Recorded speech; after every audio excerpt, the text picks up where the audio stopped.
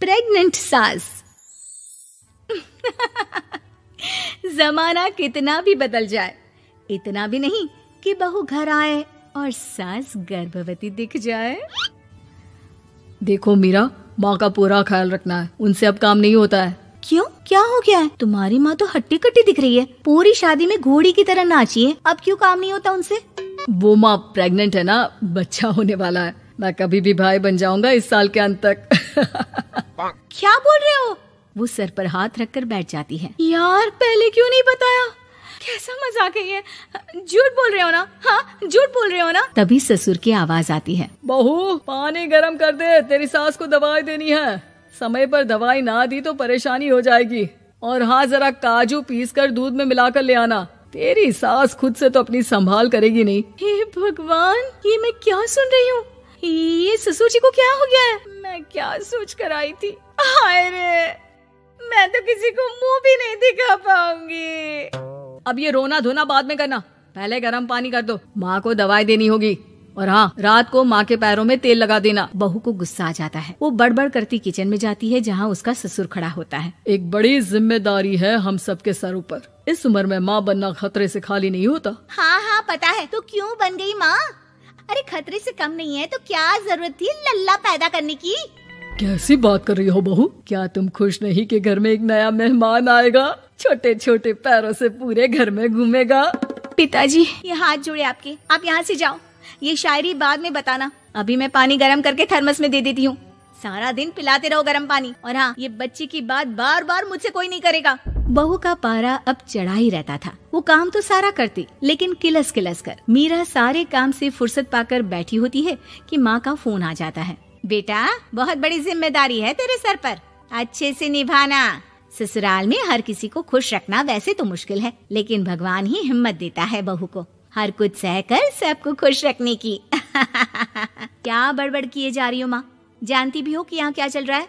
मेरी सास, अरे तेरी सास तो देवी है देवी। कितने खुश हो रहे थे सारे तेरी सूरत देख देख कर। पता नहीं जैसे बहू नहीं कोई मन मांगी मुराद मिल गई हो उन लोगों को। अरे बात तो पूरी सुनो।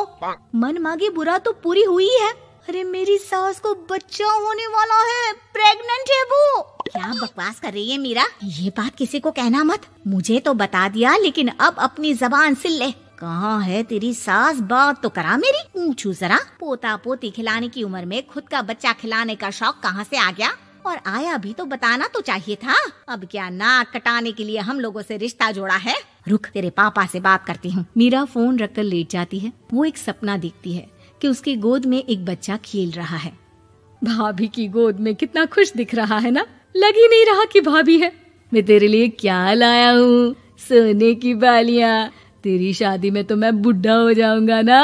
अरे कैसी बात कर रहा है बेटा, इसकी जिम्मेदारी तो तू ही लेगा।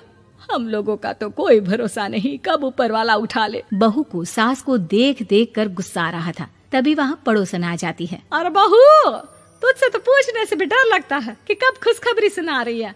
अब तो अपनी 1 महीने की ननद की ही जिम्मेदारी संभाल ले, बहुत है। अपने जेवर भी रख देना और पैसे भी जमा करना शुरू कर दे। वो बात आगे बढ़ाती उससे पहले ही बहू जोर से चिल्लाकर उठ जाती है। नहीं नहीं नहीं नहीं, मैं अपने जेवर किसी को नहीं दूंगी। अरे कौन ले रहा है तुम्हारे जेवर? तुम औरतें भी ना सपने में भी जेवर ही संभालती रहती हो। मैंने जो सपना देखा है ना, सुनोगे तो होश उड़ जाएंगे। अच्छा, तुम अपना सपना बाद में बताना, पहले मेरा सुनो। कल मैंने इतना अच्छा सपना देखा कि अगर वो पूरा हो जाता है ना तो मैं तुम्हारे लिए रानी हार बनवा दूंगा।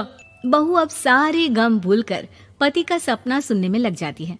अरे क्या सपना था बताइए ना, बोलिए भी तो, क्या सपना है? मैं पूरा कर दूंगी अगर बात रानी हार की है तो। बोलिए बोलिए। मैंने रात को सपना देखा कि माँ को बेटी हुई है और मुझे बहन। सच्ची, इस घर में बेटी हो जाए तो मैं तो झूम ही उठूं। मीरा का मुंह बन जाता है। वो चुप हो जाती है और सपने की बात याद करती है कि बेटी हुई तो उसे ही अपने गहने उसे देने होंगे। फिर तो रानी हार की जरूरत पड़ेगी ही। भाई लड़की बड़ी होगी, उसकी शादी होगी तो जेवर तो चढ़ाने ही होंगे ना, कहाँ से आएंगे वो? कितनी समझदार हो तुम मीरा। मैंने भी यही सोचकर तुम्हारे लिए रानी हार लेने का सोचा था। अरे फूटी किस्मत मेरी जो ऐसा परिवार मिला। मेरे पापा की तो मैं अभी क्लास लगाती हूँ, जो सब जानते हुए भी ऐसे परिवार में मेरी शादी कर दी। बहू पिता को फोन लगाने ही वाली होती है कि ससुर की फिर से आवाज आती है, बहू गरम पानी ले आ जल्दी, थर्मस में खत्म हो गया है। बाद में खबर लेती हूँ मैं पापा की, पहले सास को गर्म पानी दिया हूँ। बहू अभी किचन में काम कर ही रही थी कि मीरा के मम्मी पापा आ जाते हैं। वो हाथ में ढेर सारे फल लेकर आते हैं। मीरा के पिता मीरा के ससुर से कहते हैं, लीजिए भाई साहब, ये फल रखिए, बहन जी को खिला दीजिएगा। वैसे कैसी है उनकी तबीयत? बस पता तो है आपको, ऐसे वक्त में जो होता है बस वही सब। मुझे तो सुनकर बहुत गुस्सा आया था, लेकिन चलिए, भाग्य में जो है लिखा उसे कौन टाल सकता है। डॉक्टर को दिखाए? हाँ, बस डॉक्टर आने ही वाला है। अच्छा हुआ आप लोग भी आ गए। उतने में एक सुंदर सी लेडी डॉक्टर आती है। पेशेंट कौन है आप? अरे नहीं जी, मैं तो बहू हूँ इस घर की। मैं तो अभी सोच भी नहीं सकती पोता या पोती के बारे में, अभी तो मेरी सास ही। अरे चुप हो जाना, देख तो ले, डॉक्टर है ये, किसी के भी सामने गुस्सा फोड़ देती है। डॉक्टर कमरे में जाती है और थोड़ी देर बाद बाहर आ जाती है। पीछे से सास भी निकल आती है। हे भगवान, इतना दुख तो किसी को भी ना दे जितना मुझे दिया है। देखिए बहन जी, आप लोगों को तो ये सोचना भी नहीं चाहिए था। वही तो मैं भी कह रही थी कि आप लोगों के लिए तो सोचना भी गुनाह है, लेकिन अब पछताए होत क्या जब चिड़िया चुग गई खेत। डॉक्टर वहाँ से चली जाती है। मैं माँ नहीं बन सकती, मैं प्रेग्नेंट भी नहीं हूँ। ये कैसे? तुम तो बोल रही थी कि अरे वो गैस का दर्द था और पेट भी गैस से फूल रहा था, डॉक्टर ने चूर्ण दे दिया है, गर्म पानी से फांकना है। हाँ? मैं अभी लाती हूँ गर्म पानी।